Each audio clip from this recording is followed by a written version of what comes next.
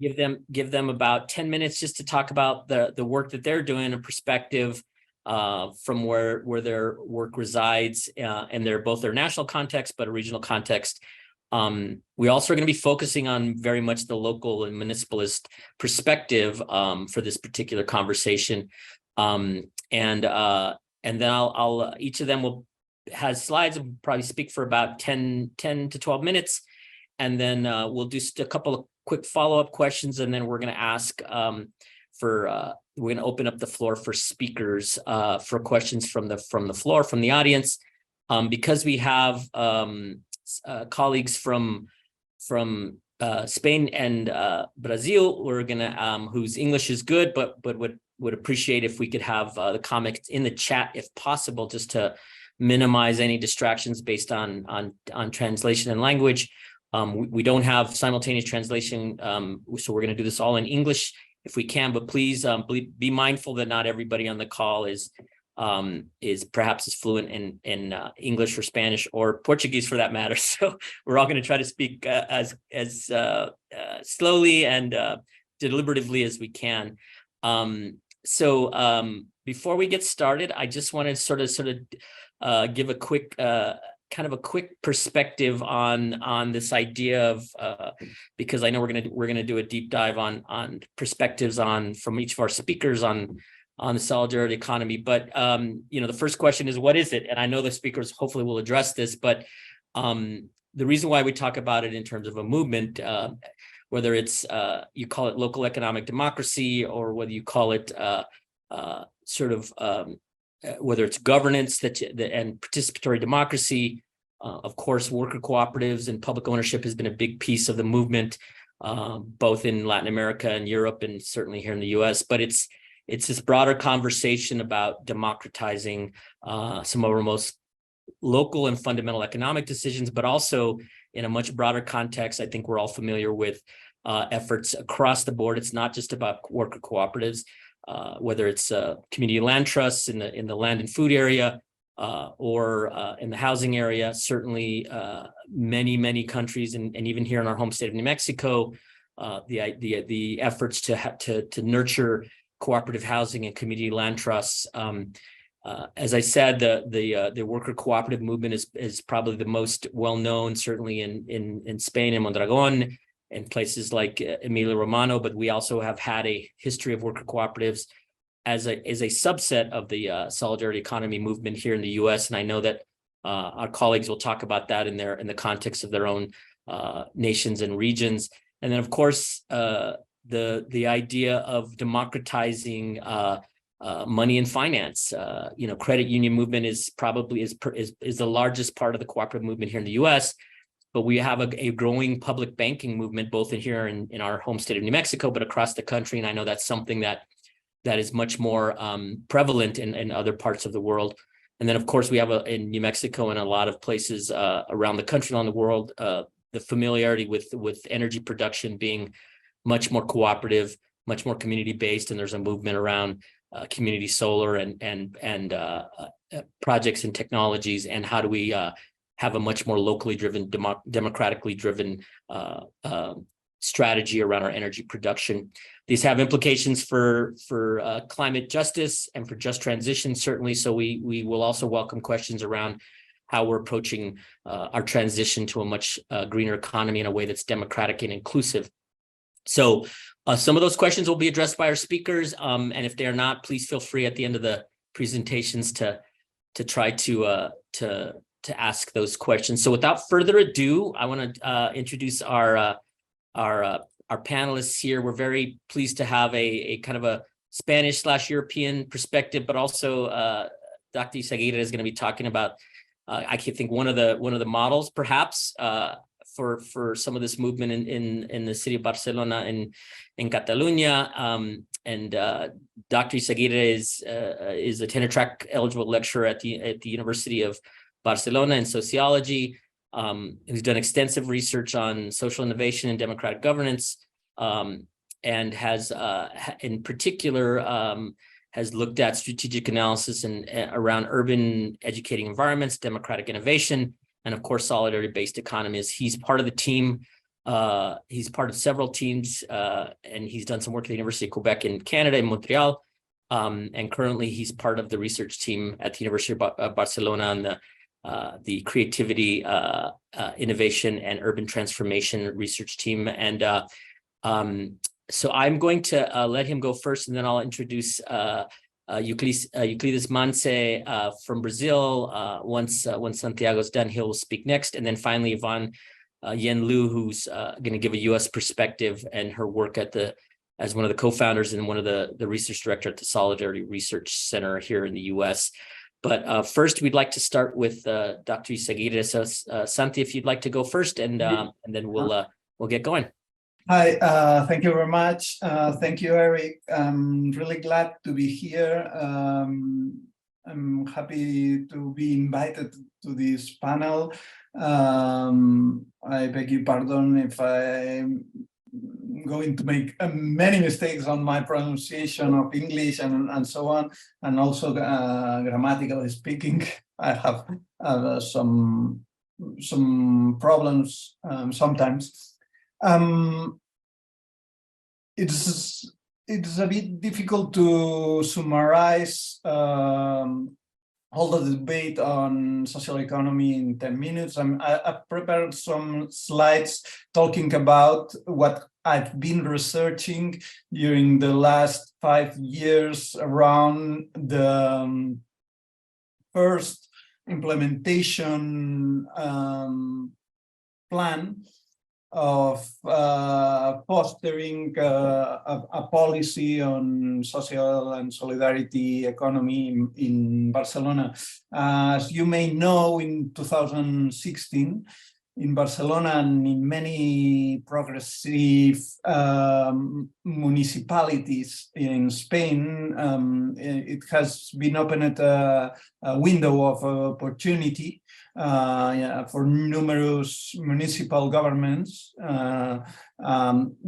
This window of opportunity has allowed a new wave of social economy policies at the municipal level.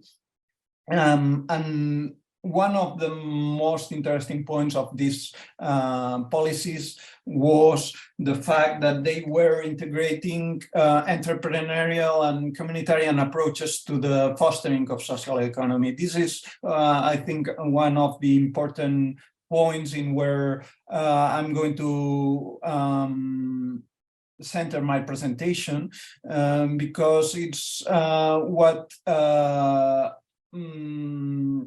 drives us to deep and to dive in the understanding of what social economy means, both from an entrepreneurial, a socio-entrepreneurial perspective, which is really well known and really well developed around the concept of third sector initiatives and so on. And what is less known is the fact that many communitarian organizations here in Europe, in Barcelona, called mainly, we talk about civil society organizations or civic associations, have also a stake in the fostering of those type of policies. And one of the expressions we use to refer to this importance is also the expression of promoting public and community partnerships approaches, and promoting what we've been calling in several research projects on social innovative initiatives against social exclusion, what are bottom link perspectives on public policies, bottom link perspectives as those policies that involve an approach of what is a what might be a public and community partnership. We came from a wave of neoliberalization in where the main partnership we known was where the partnerships around the idea of the public and the private. But what this wave has allowed us is to talk about those public and communitarian partnership. Here we say public is, means also from the community, not only from the government, is the idea that we have here in Catalan in the left side of my slide. What have been those policies in Barcelona during the last, let's say, 5 to 8 years now?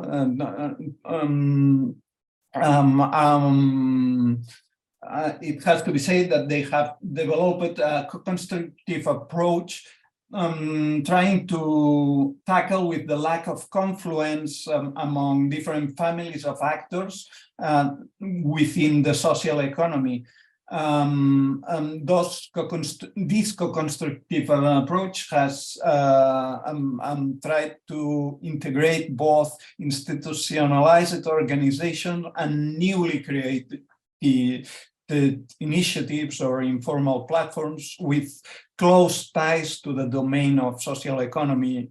We have to understand that the domain of social economy is a very blurred, a very fuzzy concept, and also in a place as Barcelona, in where it has a long-standing tradition. And these different types of organizations have been involved in the process of policy formulation, and this means that not only the socio-entrepreneurial domain has been represented in this process, no? This search of transversality has been also driven the public policy domain to promote new social economy laws and the boosting of social markets through public procurement mechanisms, revealing what has been a challenge, emphasizing a high level of technical sophistication. Let's say what the experience of these years has departed from is the awareness of this need of new social economy laws and new institutional compromises to tackle the marginalization of the social economy also, and we depart from a knowledge about the fact that policymakers tend to produce this sort of, let's say, letting aside the sector of the social economy as a palliative sector, as a residual sector, and this was at the beginning of the policy yet in 2016, and was tried to address from its beginning. A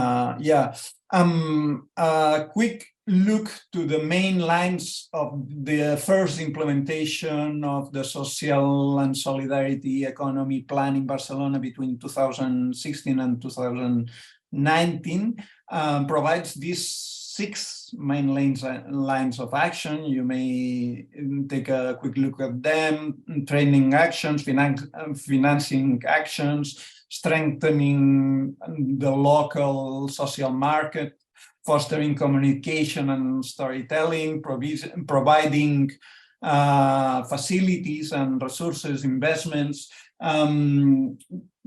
There was a well-prepared policy, there was a well-prepared plan, and we, as researchers in the research group in where I am, we've been trying to grasp some ideas on the, let's say, the challenges and the shadows of this implementation. Departing from a prepared plan, knowing that trying to promote social and solidarity economy in a big city does not necessarily mean to achieve the broader goal of promoting economic democracy, as Eric has pointed out before. No, and the goal of economic democracy, economic democratization, is much more than having a good policy for fostering the social and solidarity economy. And what we've been grasping are here. You have some quotes of the cooperative economy commissioners of the city council after having worked during 3 years, 4 years, after 4 years of working hard on the implementation of this policy, in where you may see some observations of the challenges as communication challenges in the existence of a gap between concrete pro-growth indicators and the more conventional and hegemonic economic language associated with the large infrastructures and the extensive macroeconomic data which governing a big city reclaims, means, and is related to. No, you see here some observations on this. Also, observations on the difficulty of achieving transversality across public bodies, despite the fact that this was a knowledge before the application of this plan. No, difficulties. There were difficulties achieving transversality with other bodies of the public administration, also treating issues of economic development. No, and here I think that is one of the big contradictions that we have to bear in mind when we talk about fostering social and solidarity economy, or the big word which would be fostering economic democratization in a big city. No, the fact that we may retain in silos of policy action. No? Also, we've been grasping observations on the let's say the problems inside the families of the social economy, but these are other types of problems, referring, for instance, to non-acknowledging some organizations recognize it as protagonists of those policies, as organizations legitimized by other actors, representatives of the sector. This is like a matter which happens in all families, no? And these are some of the challenges I would like to grasp and to put into the table today. Thank you very much for your attention. As a conclusion of my quick speech, I would say that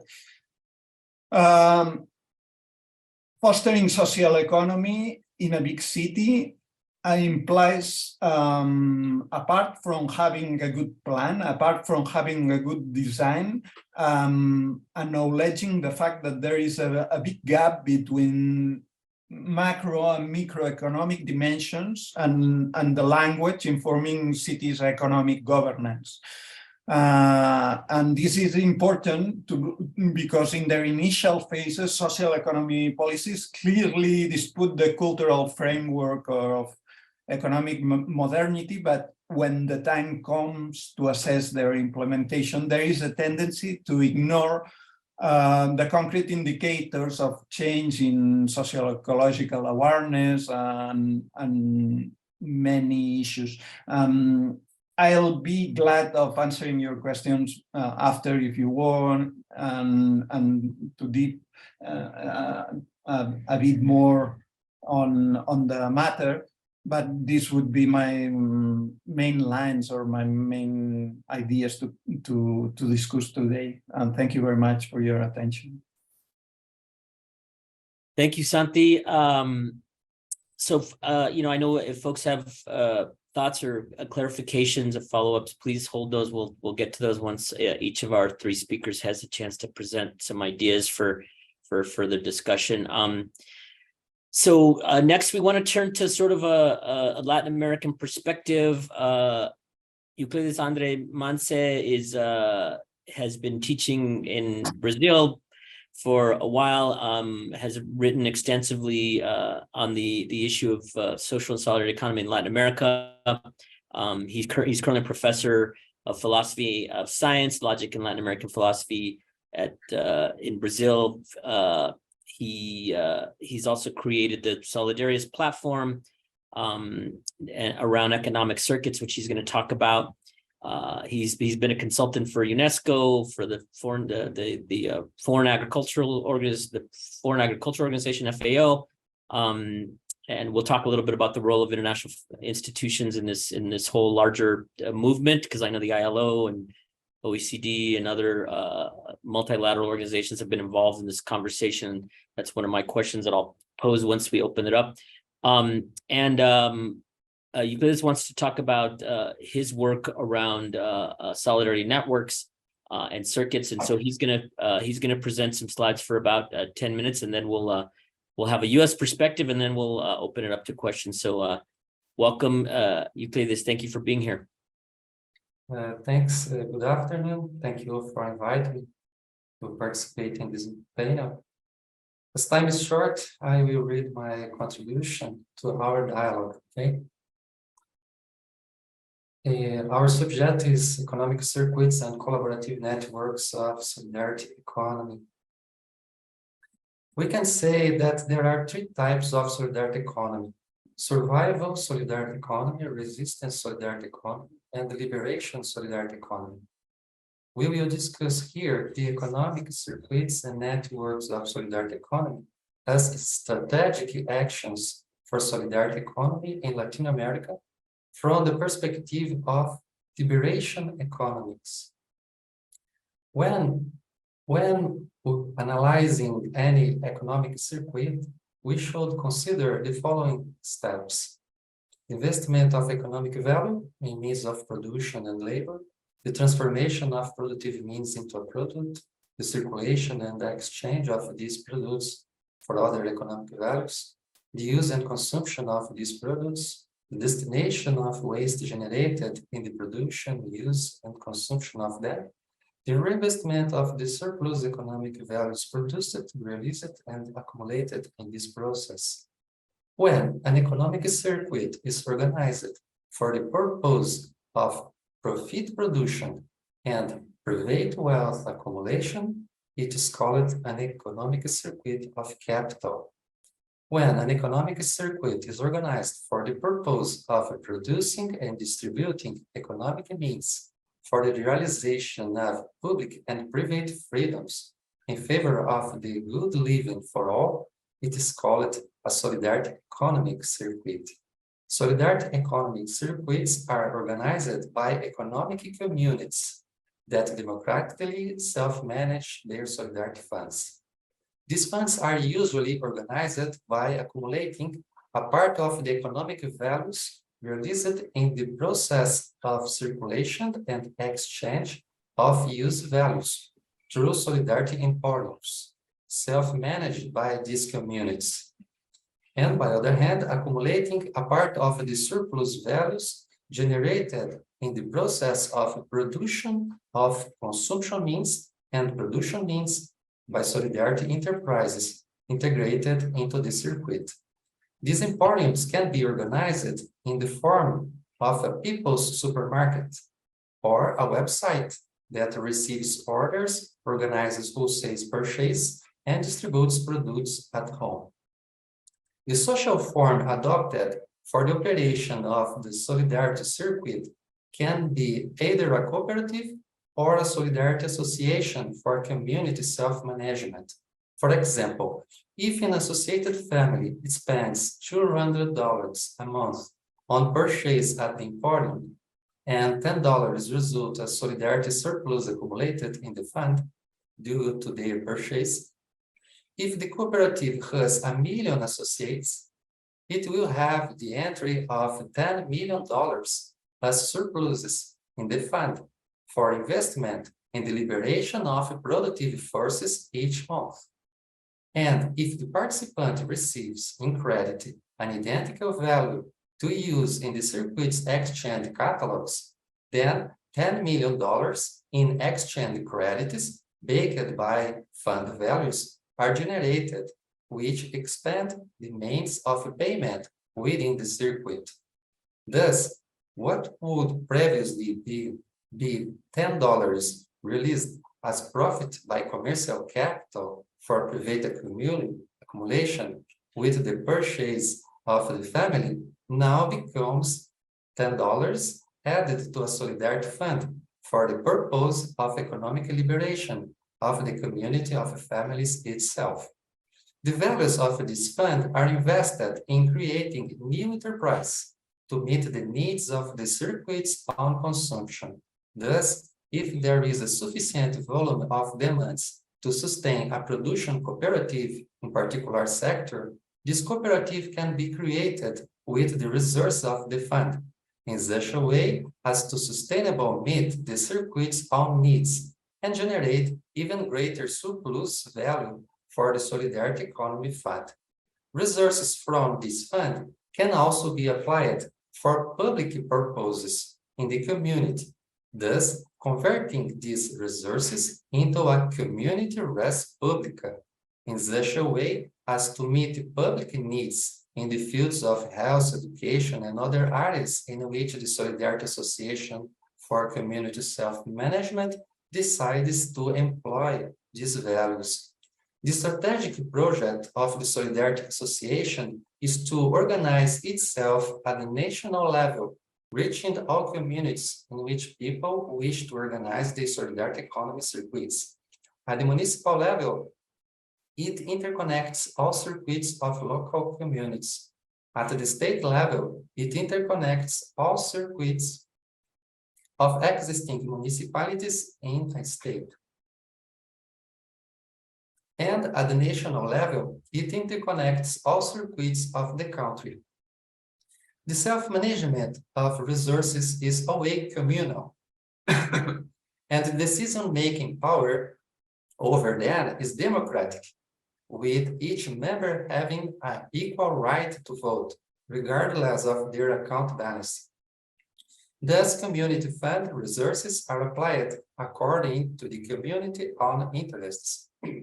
At the national level, strategies for cooperation and collaboration are designed between all these circuits in the solidarity economy networks, so that they can expand their capacity for investment, circulation, and distribution of products, and eliminate the debits of participants in the economic circuits of capital, aiming to achieving the common good and the good living of each person.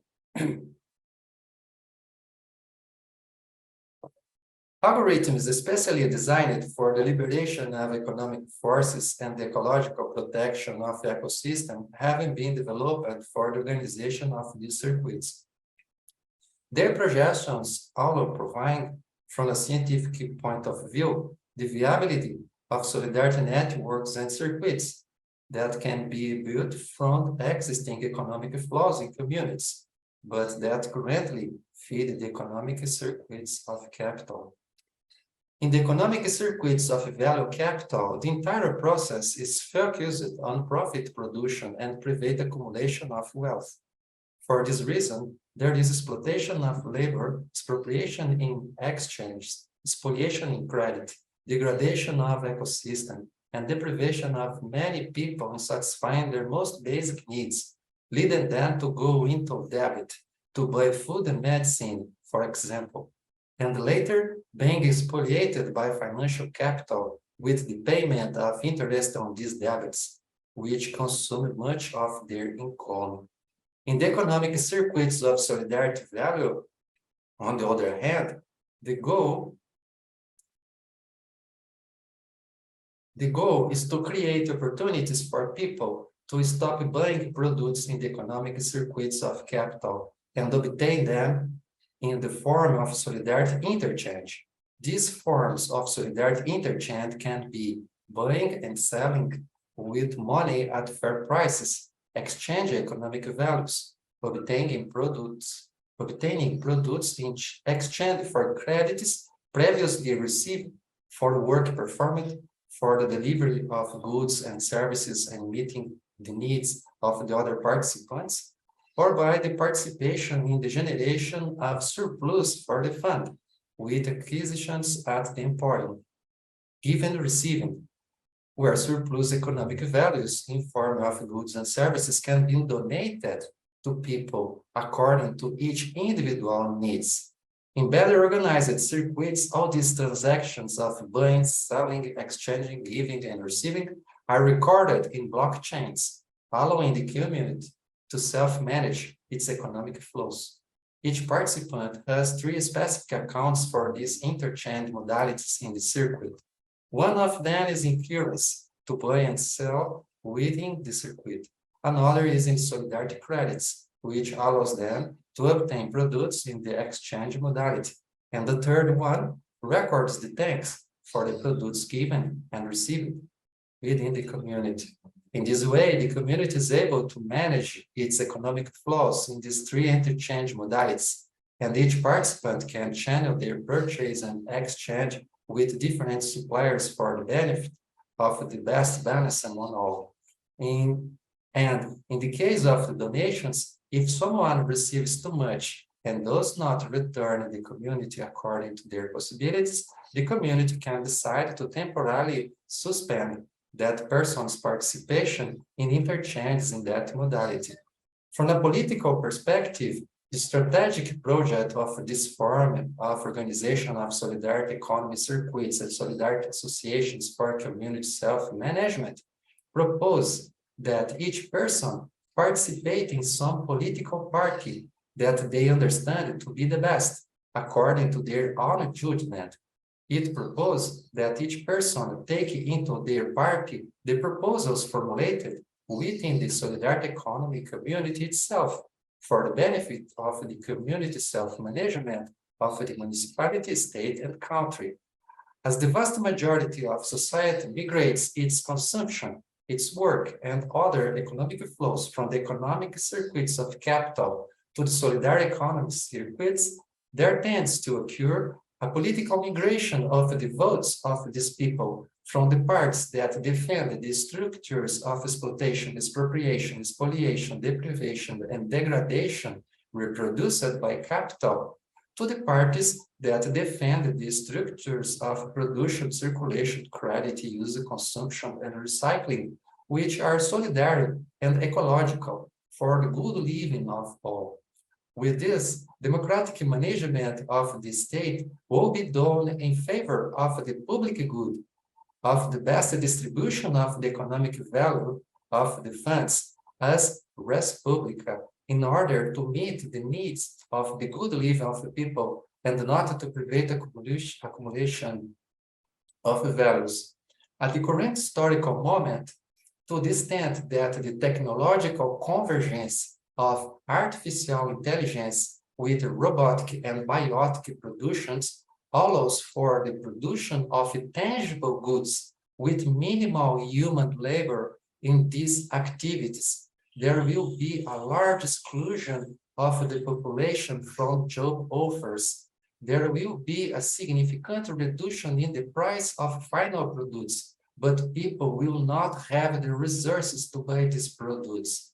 The trend will be the intensification of a set of economic contradictions that could lead to income distribution process by capital itself, mediated by the state, to prevent completely excluded populations from becoming a potential danger to the overcoming of this system. On the other hand, the appropriation of these semi-productive technologies in solidarity economy circuits will allow them to convert this viable work time into free time for good living of all people. It is not a matter of abolishing private appropriation of people for the realization of their freedom, but of overcoming the deprivation of the property that is maintained under capitalism in order to ensure the profit of companies with this deprivation of the property by the mechanisms of supply and demand. It is a matter of using all these technologies capable of expanding the volumes of offer to ensure free appropriation of economic means according to the needs of each one. In this way, in the solidarity economic circuits over time, there will be a tendency for economic interchanges mediated by buying and selling to give way to economic interchanges based on exchanging, and subsequently in interchanges founded on the logic of giving and receiving. Just as in the feudal period, there was a communal domain, that is an area where property was owned by everyone and from which everyone could benefit, which were usually the woods and rivers where anyone could fish, hunt, collect wood, in short, everything they needed to meet their private needs without having to ask anyone for a special permission. In the same way, in a future that's been drawn, there could be a kind of communal domain mediated by catalogs of donations in solidarity economy circuits in which industrialized products will also be available there so that people can enjoy them according to their needs for the benefit of their freedom, because the cost of producing these means will have been greatly reduced to the extent that these technological development means are self-managed by communities. They will not use these means to exploit their own labor, expropriate themselves in their own exchange, deprive themselves of their own consumption, spoliate themselves in their own credit, or degrade the ecosystem. They will use these means to meet their own freedoms, to ensure the good living of the whole community in an ecological and solidary way.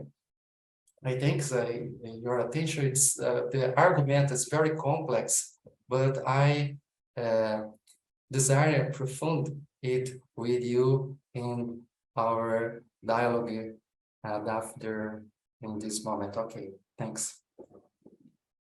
Thank you, Euclides.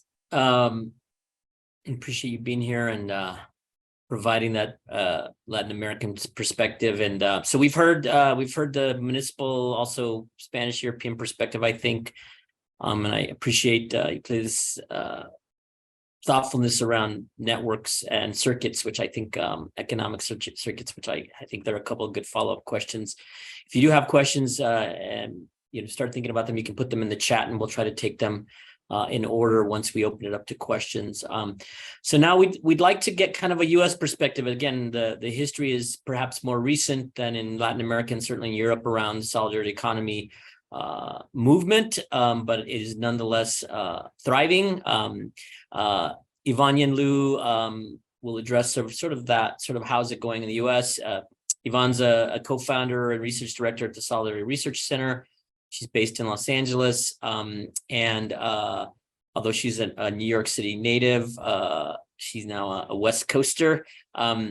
She's been a practitioner of research justice with over 20 years of what she says being a nerd for racial and social justice organizations. She's on several boards, including the U.S. Solidarity Economy Network, Policy Advocates for Sustainable Economies. She teaches gender studies in the Gender Studies Department at Cal State LA. And she's got a BA in anthropology from Columbia and an MA from CUNY Graduate Center, where she's pursued a PhD. She's an old friend and colleague, and I really appreciate her joining us to kind of give us the U.S. perspective. And then we'll have a couple of questions from the panel, and then we'll open it up. So if you have a question, please put it in the chat, and we'll start taking those as soon as. Thank you, Yvonne.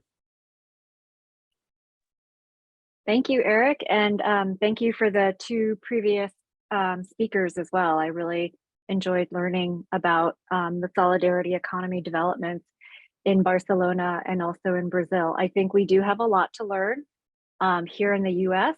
To some extent, I think the solidarity economy, it's a movement that's been around for a while.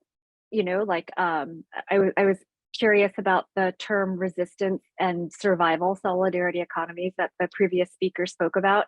I mean, to some extent, people have been practicing a form of cooperative economics and cooperation and mutual aid in order to survive.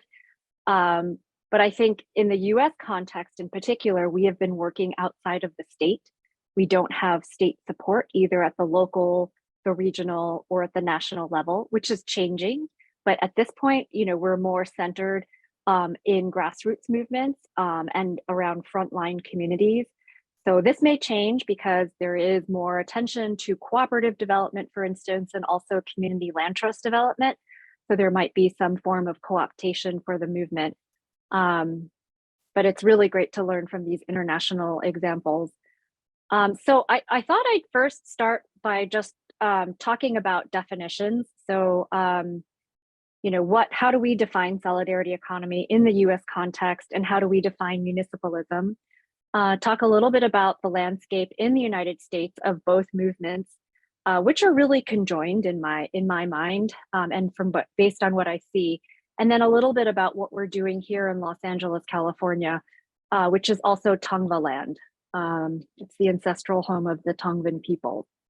So in terms of definitions, solidarity economy, so I think the distinction, we insist on the term solidarity economy as opposed to social solidarity economy. And it's tied to sort of a debate within the movement globally, actually. So there's a perspective that capitalism can be reformed, whereas our position is that capitalism needs to be abolished. There's no way of reforming capitalism. And we need to build a new society, a new economy, based on these principles of solidarity, equity, sustainability, democracy, and pluralism, a world where many worlds fit. And then, so this means that in all parts of the cycle of the economy, we have alternatives that we are suggesting. So this includes worker cooperatives, but also a lot of other forms of cooperative economic activity and social relationships. And in terms of municipalism, so I think here in the United States, we are actually, we do have a thinker that has been very influential for us, Murray Bookchin, who started the Institute for Social Ecology, which is based in Vermont.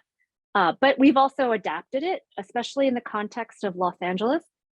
So I think municipalism for us, is based on who has the right to the city. It's the people. It's based on communal sensibilities.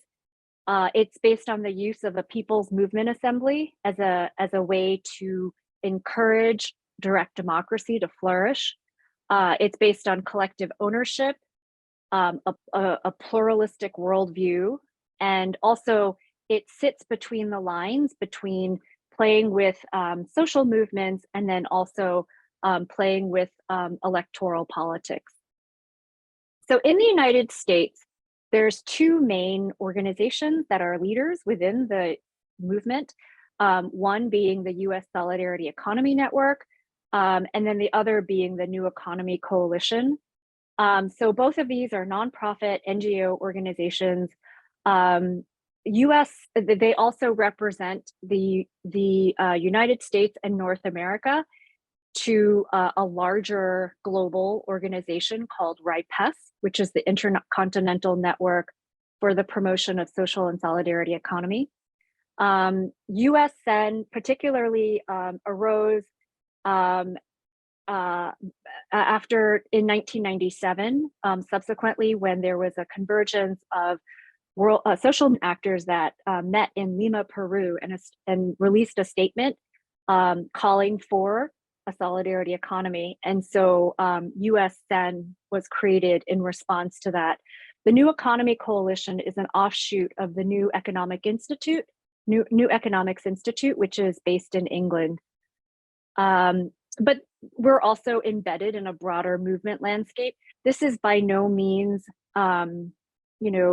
comprehensive. This is actually based on a brainstorm that we had in our last USN board meeting of the different people that we interact with at the national level.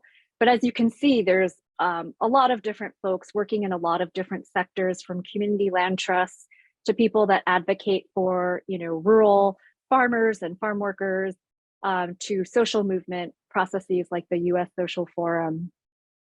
So the trends that I see in the US is that I think in the past, I'd say 10 years, there's been a development of a lot of what we call cooperation cities.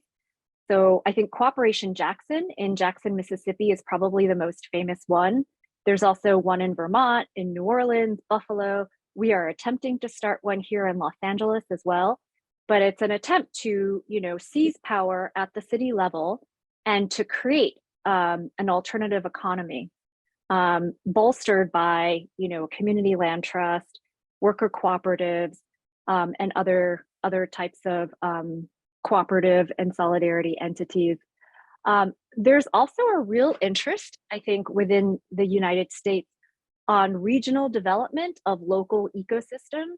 So this is actually a primary tactic of the New Economy Coalition right now, developing regional sort of clusters and hubs. It's also work that's being developed in Massachusetts with the Massachusetts Solidarity Economy Network, and also in Virginia. There's also a very new formation that doesn't have a website yet, called the People's Network for Land and Liberation, and it includes groups like Cooperation Jackson. And they're trying to basically establish liberated zones.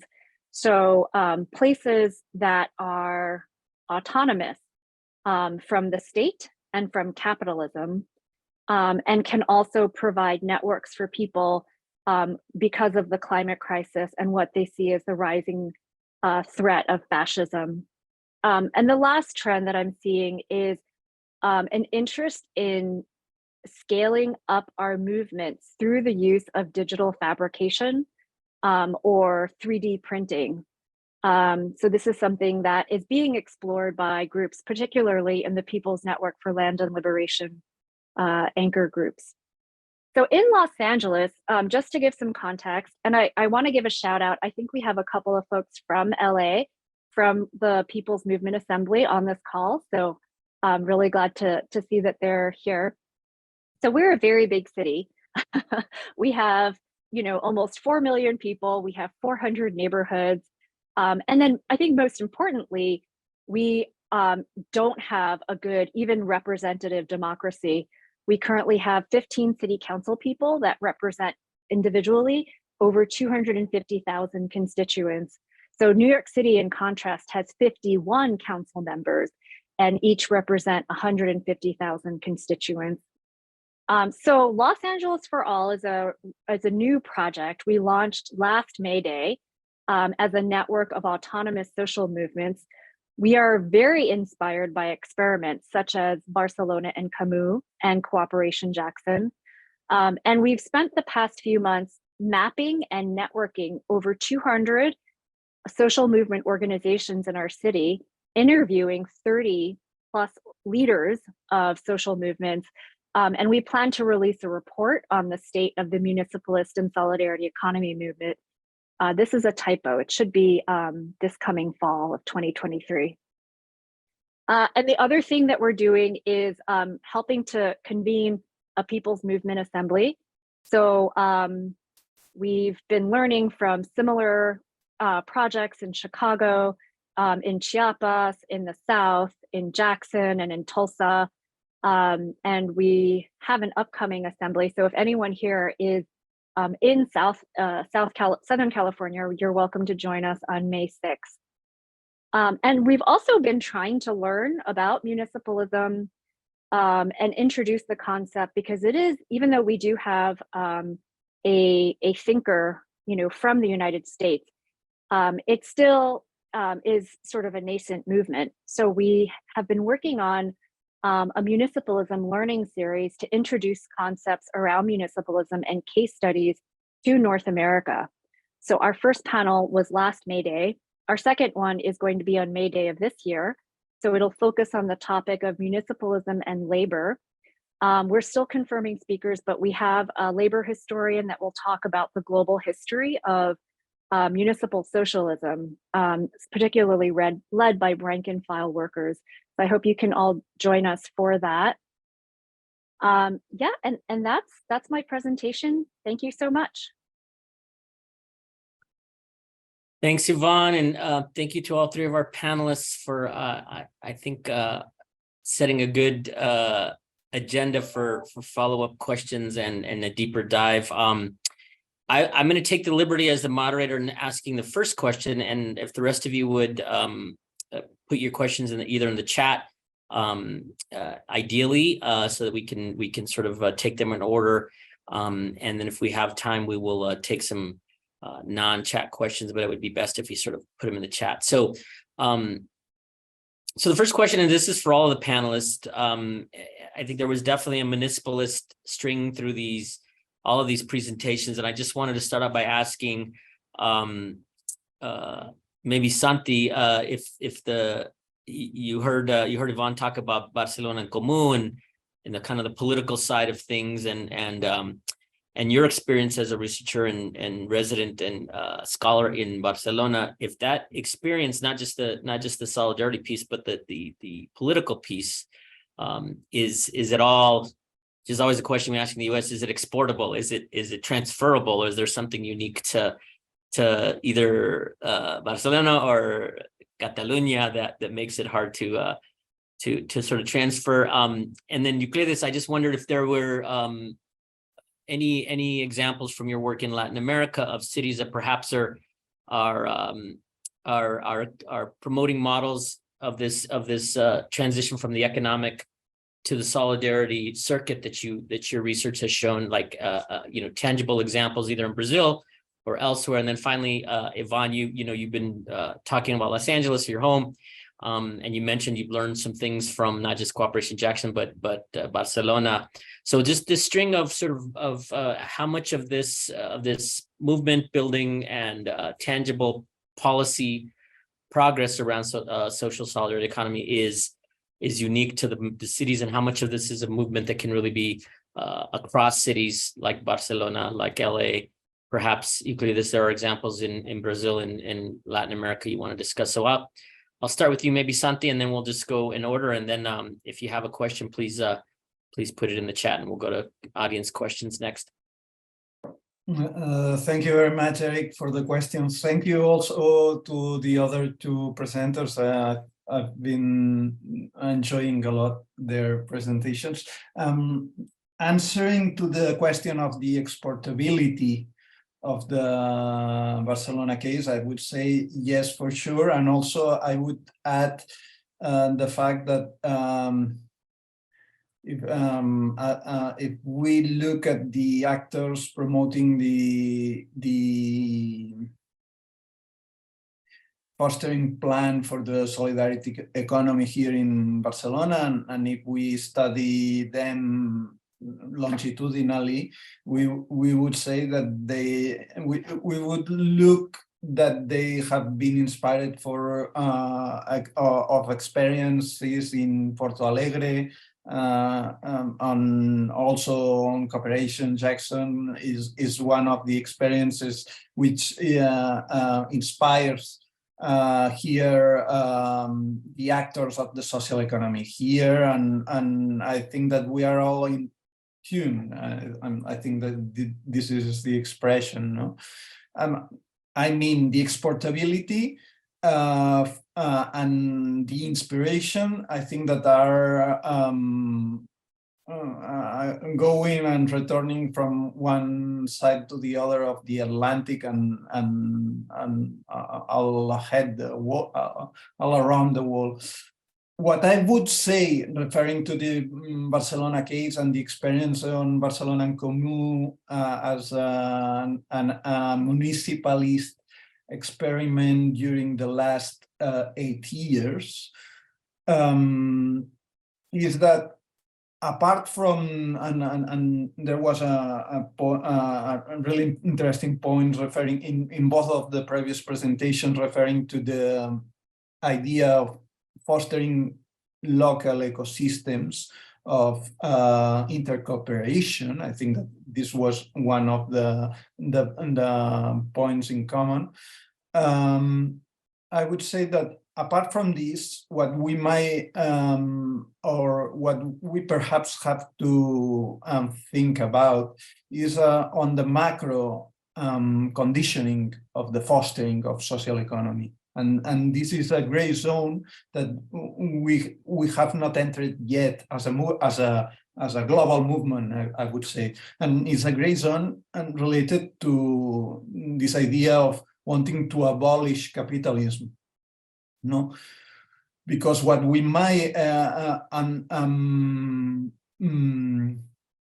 take as a lesson of the Barcelona case and the Barcelona en Comú case is that this sort of dualization, when we enter to took office in a big city as Barcelona is, it appears inside the political party presenting the policy and putting it forward. I would say there is a challenge in this, in a type of let's say dualization, let's say a bit of schizophrenia also. I mean a bit of how do we tackle the nexus between the micro and the macro when we govern a city, and the nexus between the micro governance of the economy for the poor and the macro governance of the economy for the rich, which is at the end what are we talking about when we refer to our world in crisis and in ecological danger nowadays. This would be my answer. I hope I might open it some ideas. Yes, thank you, Santi. Euclides, was the question clear for you about city, local level, municipal level models, perhaps in Brazil or Latin America, either in your circuit framework or in this exportability framework that Santi talked about? Yeah, one thing is the practices itself of the community organizing their consumption. Banks in Brazil, we have a great network of communitarian banks, and it's a local process and connected private or social funds and public funds and process integrating actions of solidarity economy and policies of public government local.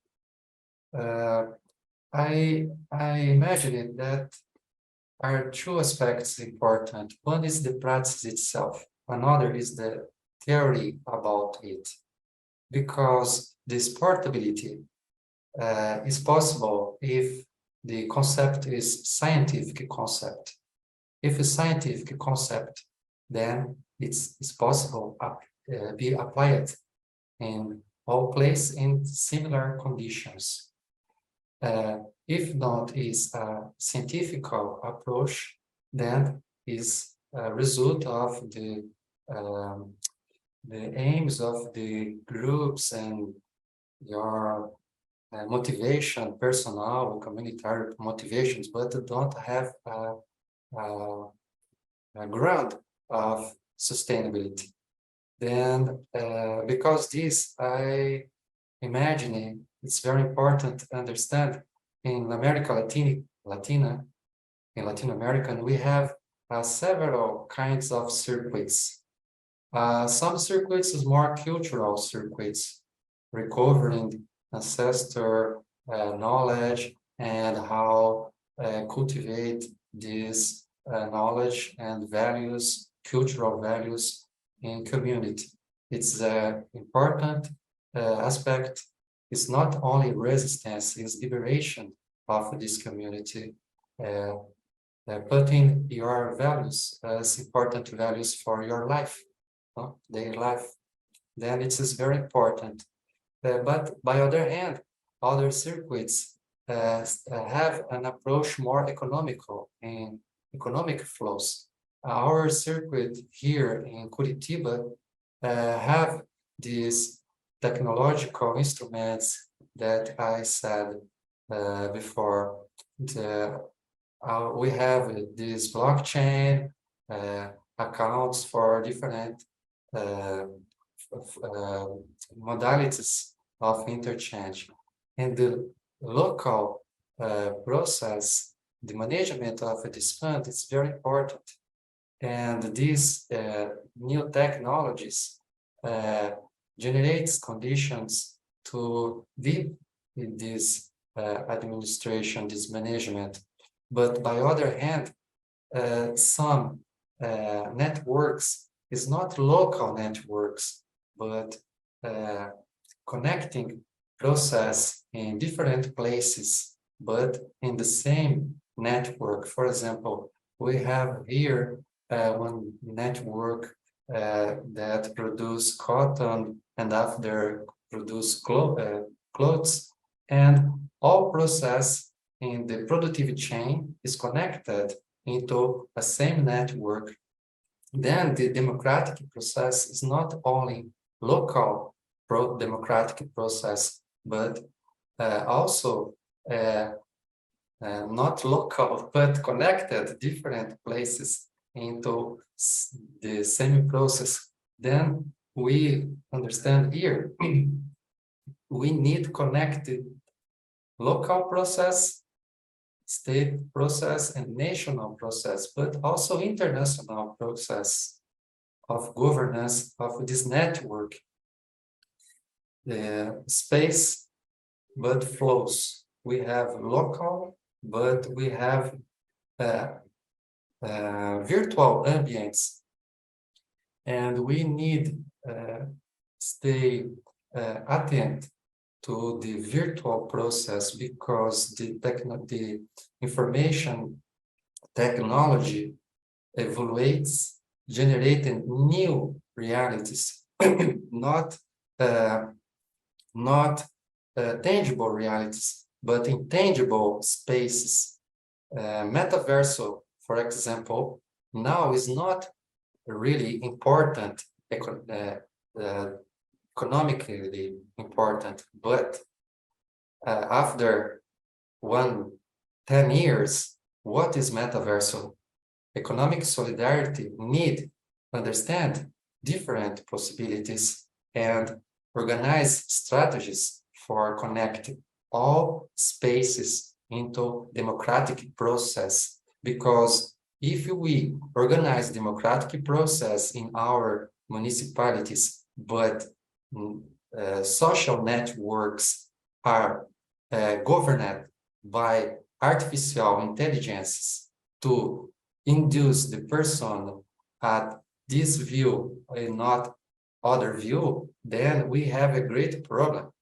In Brazil, President Lula was arrested by lawfare, but also by this technological manipulation of information. It's a great question for our democracy, not only local process, but we need democratize all flows of information communication to reinforce effectively the democracy.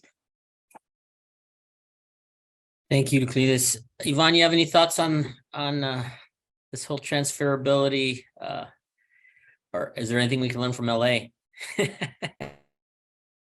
Yeah, you know, I mean, I think ideas are borderless, and you know, I think they can definitely flow from one place to the other.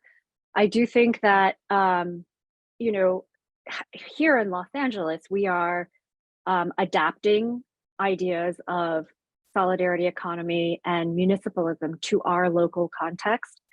We've been thinking a lot about that and studying, you know, sort of the different literature around it. And I know that a few of us who have been participating in the research process have declared that municipalism in Los Angeles needs to be decolonized, queer, and pro-Black. So I think there's a particular context that we have that here. As far as you know, connecting all of these different experiments in, you know, political and economic democracy around the world, I think RIPES is a great organization. It comes out of a social movement process. It is trying to network, you know, these examples across different continents, and then, you know, sort of aggregate them at the global level.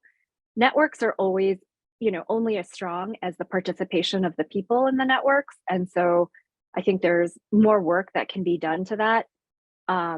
We are trying to build, you know, here in the US, through the Municipalism Learning Series, we've reached out to the European Municipalist Network, for instance, and we're trying to see if there is ways that we can collaborate.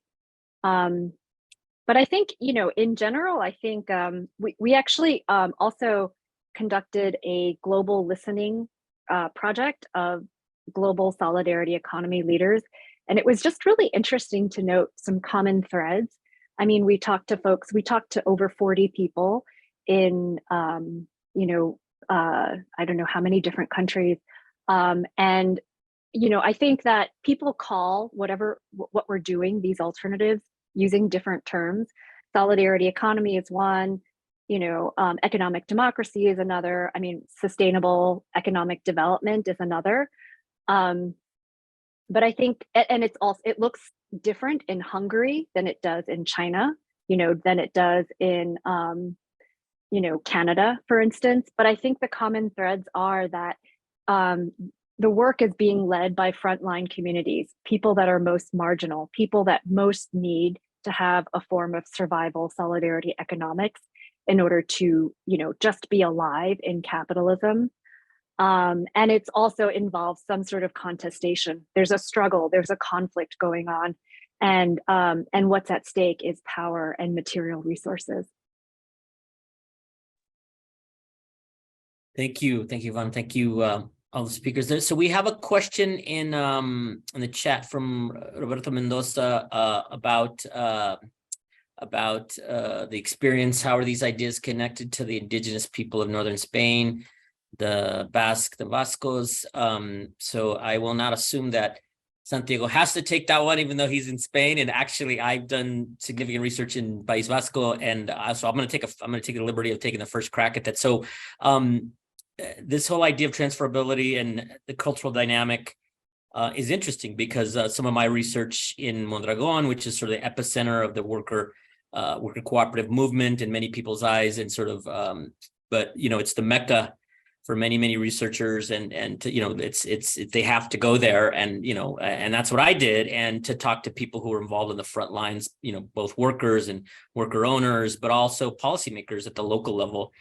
And I'll let others sort of weigh in on this, but what I found is, which sort of relates to the question I asked, is how much of this is unique to the historical and cultural experience of those people. You know, the Basque people, as most of you know, have a long history, a very communal history. And what I learned was there's a lot of terminology, not just because it was Euskera, but because there were words that I don't think there were easy translations for, in terms of an ethic of communal production, of communal sharing of not just work, but of the gains of companies, even big companies that were international manufacturers and so on. And I learned, even ironically, in the provinces around Mondragon, that as you got further away from Mondragon, as you go further north, and as you go in some of the provinces with less Basque identity, you know, there's a Basque national survey that one of the universities in Bilbao does, that in fact, the further you get from Mondragon, which is the epicenter, that as Basque identity perhaps is looser, that this commitment to a kind of a communal cooperative ethic, it dissipates. So, you know, those of you who've been to northern Spain, like Bilbao, is much more sort of this adapted kind of free market city, even though it's Basque, and even though there is some work cooperatives, and even though even though Mondragon to some extent has some activity there. So I guess I would say, Roberto, that there are some historical and cultural elements to the Basque experiment with this issue of solidarity economy as it's manifested as worker cooperatives.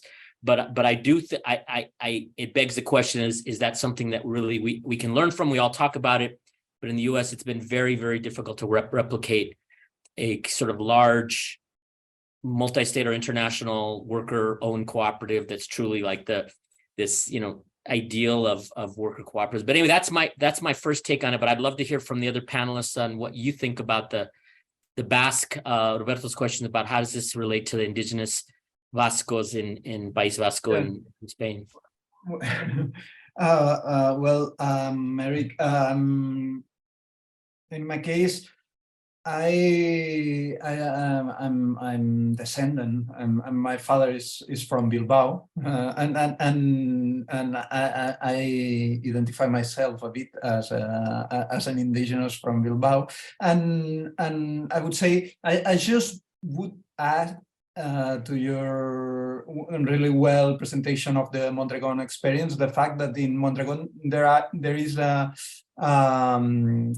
point of religiosity in the origin of the cooperative, and this drives us to the Catholic social teaching that it is behind this experience, and also I would add that in Bilbao there are other kind of initiatives as other types of let's say networks as in Los Angeles. I really appreciated this slide in where Yvonne has presented a big cloud of organizations working with different names but related. We might produce it also from the Basque Country, finding organizations not only in Guipúzcoa but also in Bilbao. For sure, experienced by themselves are not totally exportable, but the inspirations have no borders, no, and the inspirations are there, no. And this what I would say. The Basque Country is being leading the and not in Mondragon, in Bilbao, and not by the same actors, but by the others. But it has been leading the first experience of a bank, a communitarian bank here in Spain, which is FIARE. It's like one of the communitarian banks that has tried to start after, let's say, the crash of 2000 of the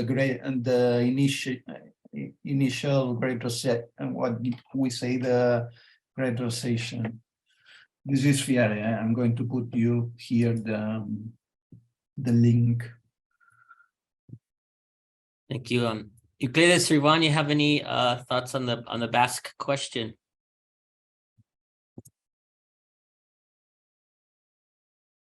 I'm sorry, I don't understand the point. I think the question that Roberto was asking was specific. The extent you know much about the Basque population, indigenous Basque people, that how much of this, and let me just read his question, it's in the chat, how are these connected to the indigenous people, the Basque? So how is this played out in Basque country, which again has always been one of the models of sort of very tangible solidarity in the form of worker-owned cooperatives in Mondragon in particular. Does that make sense, Euclides? Well, Mondragon in Brazil, different realities, no? Mondragon has a big complex cooperative, and the main solidarity complex cooperative are on the road, I believe, no? Because the great difference activities and volume is generated. But the cultural element is very important to consolidate this action. Perhaps the sense of identity, cultural identity, generate among the people economic solidarity for develop an alternative, your tongue and your values, your way to make the things. Then this cultural element, I believe, in Mondragon is very important. The language, it's a concept important there. In the assemblees in Mondragon and Euskera, the people cultivate your tongue. And other regions of the Spain is the same, no? Not the same, but the idea is the Castilla, no español, castellano, no? The reino de Castilla, no propriamente na Espanha. Entonces hay Galicia, hay Catalonia, other parts of the people in Spain have identity proper, different in other groups. But by other hand, solidarity economy connect all these organizations in all Spain. In Brazil, we have more than 200 tongues, indigenous tongues, 200, and different cultures and different ways of life. But solidarity economy in this moment in Brazil not is capable to connect all this community because it's don't project factible to this. There is approach clear, connect the consumer, producer, and different kinds of productive chains and generate a transformation, promoting the person, different cultural views, and all. But in the practices, it is very limited. There is a great experiences, the different groups, and solidarity economy in Brazil is great. It's great, but the question here is other.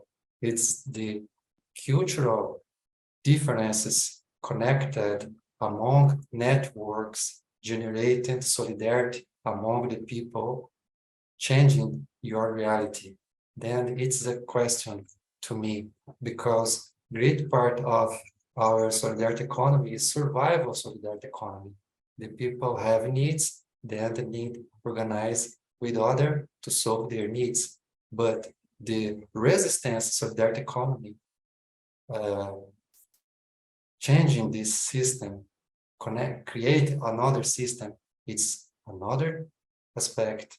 But a great part of this movement of solidarity economy resistance not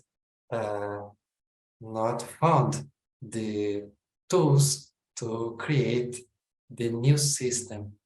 But the third part of this solidarity economy of liberation generate these tools, but by other hand need connect all other movements. Then in this moment we have a development process connecting different views about solidarity economy and different kinds of cultures.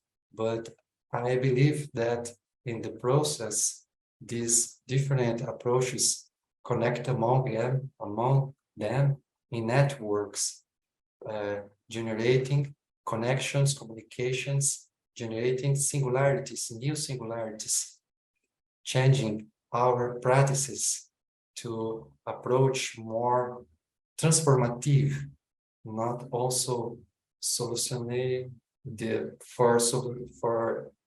found solution particular for a particular group, but found solution for all people, all communities. Thank you, please. So I'm gonna go to our last question. I'll let you go first, Yvonne, since you didn't get to weigh in on the Mondragon question or the Basco question. So Javier Benavides asks about our own New Mexico extractive history and perhaps the resource curse that we talk about. How do we, we're a state that's very dependent on natural resource extraction in this fossil fuel economy. Thoughts on building political will here to nationalize these resources toward our people's liberation. Sorry. So Yvonne, you want to take that one maybe, and then if you have any thoughts, it's in the chat there. Santi or Euclides, if you want to read it. New Mexico got this generational history with extractive industries. It's that question. So Yvonne, you want to take a first crack at it? Sure. Actually, one of our board members just released a book about coal mining in the Navajo Nation and the need for just transition and the need for a form of indigenous solidarity economy. Andrew Curley, he's a professor of geography at the University of Arizona. I think that, I think I'd be really interested in, from my understanding, my limited understanding, a lot of those extractive industries happened on native lands. And this was resources that were being, extracted in order to not only just, create wealth for corporations, but also provide water, provide electricity for people in Los Angeles, in Phoenix, and not like, for instance, in the Navajo Nation. So, I think Andrew poses some really interesting questions about sovereignty, indigenous sovereignty, vis-a-vis these types of resources. I think I'm not sure if nationalizing them or municipalizing them makes as much sense as turning these resources, returning them back to the ancestral owners of this land. I just wanted to say, with regards to the previous question that I didn't get to answer, I think that indigenous people are a very important source to look at and to learn from in terms of thinking about building solidarity economies. Again, I feel like the common thread throughout all these types of global experiments is that wherever you go, it's the frontline communities, it's the indigenous peoples, it's the women, it's the low caste people, it's the workers that are practicing solidarity economies. And that seems to be sort of a trend across any cultural, historical, or geographical context. And so we actually did a webinar in Albuquerque in 2018 at the Red Nation Conference around the concept of third world solidarity economy. Andrew Curley was a speaker, as well as Marlee Lister, who is also a member of the Red Nation, and Roberto Flores, who's a member of an autonomous community center here in East Los Angeles.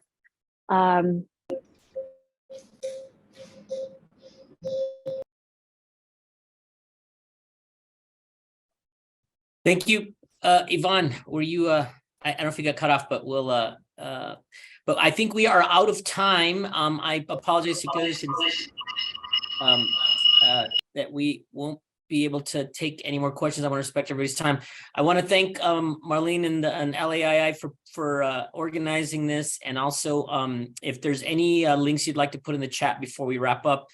And I think, Marlene, this recording, we'll figure out how to make it available, and also the slides. If you would be willing to, the panelists to provide your slides, we'll try to figure out how to get them to speakers. Yes. Yeah. So if the panelists would like to share their slides with me, I will add my email address in the chat. Otherwise, the recording will also be available. So I know we could continue the conversation. Thank you first to our panelists, Santiago Eizaguirre, Euclides Mance, Yvonne Yen Liu, and hopefully we will continue this conversation. Thank you all for taking part of your day to do this, and we look forward to reconnecting again.